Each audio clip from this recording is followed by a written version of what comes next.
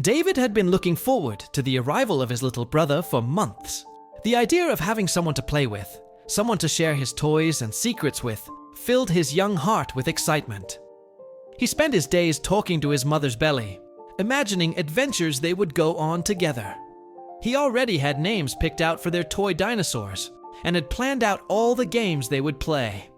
One afternoon, while helping his mom Rachel organize the nursery, he asked, "Do you think he'll like dinosaurs?"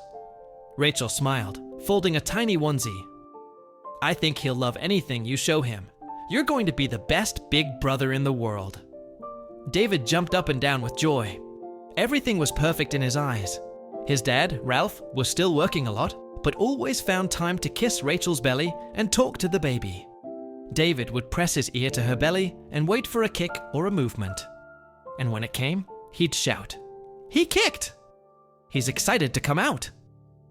Life felt full of hope. But one day, everything changed. It was an ordinary morning.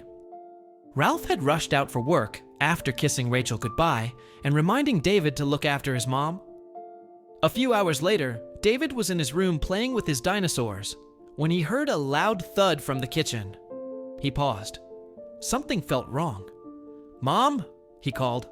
No answer. He ran to the kitchen and found Rachel collapsed on the floor, pale and unresponsive. Panic gripped him, but he remembered what to do. He grabbed her phone, dialed emergency services with trembling fingers, and explained the situation the best way he could. "Please, hurry. My mom's pregnant, and she fell. She's not okay." When the paramedics arrived, David refused to leave her side. "I have to come," he said. "I promised to protect them." They let him ride along. He held her hand the whole way. At the hospital, doctors rushed Rachel into surgery. David tried to follow but was stopped. "Please," he begged, "let me stay with her. I promised I'd be there." But the doors closed, and he was left behind. Soon after, Ralph arrived, breathless and pale. He found David sobbing in the waiting room. "She's in surgery," David cried. "They won't let me in. What if something happens?" Ralph held him tightly. "She's strong, son, and so are you. Everything's going to be okay." But nothing could prepare them for what came next. Dr. Erica approached, her expression serious. She explained that Rachel had suffered a sudden placental abruption, a rare and dangerous complication. She was bleeding heavily. They had to act fast, and the baby's position made the delivery even more risky. Then came the words no one ever wants to hear. "We can't save both," the doctor said gently. "There isn't enough time. You'll need to choose." Ralph felt the world collapse under him. "What do you mean? Choose?" "You must decide," she said. "Your wife or the baby." He couldn't breathe. "How do you choose between the love of your life and your unborn child?" He looked towards the surgery room, heart in pieces. "I can't lose Rachel," he whispered. "Please, save her." And that was it. Rachel survived. The surgery was successful, but her womb was empty. Hours later, she woke up groggy and confused. Ralph was by her side. When she realized what had happened, she turned away, tears slipping down her cheeks. "I know," she whispered. "I understand. You did what you had to do." David burst into the room. "Mom, you're awake!" She hugged him tightly.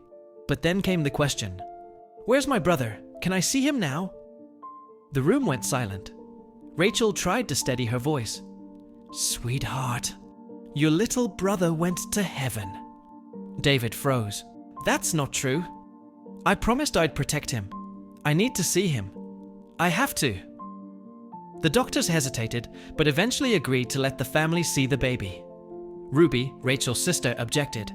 "He's just a child. Don't let him remember his brother like this." But Rachel knew. David needed closure. And more than that, he needed to keep his promise. Wrapped in white, the baby was brought in. Rachel wept as she held her lifeless child. Ralph stood behind her, silent, broken. Then David stepped forward. "Can I hold him?" he asked. Rachel nodded slowly and the baby was placed in his arms. David cradled him gently, resting his cheek against the blanket. "I'm here," he whispered. "I've got you. I promised I'd protect you. You can come back now." And in that moment, it happened. A soft sound, barely a whisper at first, then a cry. Everyone froze. The baby moved. His tiny lungs filled with air. His chest began to rise and fall. He was alive. Dr. Erica rushed in, checking vitals, calling out to the nurses. This is impossible. He had no heartbeat. No signs of life. David looked up, beaming through tears. "I told you I'd save him." Rachel sobbed as she clutched her baby. Ralph dropped to his knees. Ruby covered her mouth in shock. And in that hospital room, something none of them could explain had occurred. A miracle. They named him Noah. And from that day on, David and Noah were inseparable. Two brothers, one promise. One life brought back not through medicine, but through love. And that promise, it was never broken. So what do you think? Was it fate, a miracle, or the power of a brother's love? Let us know in the comments below.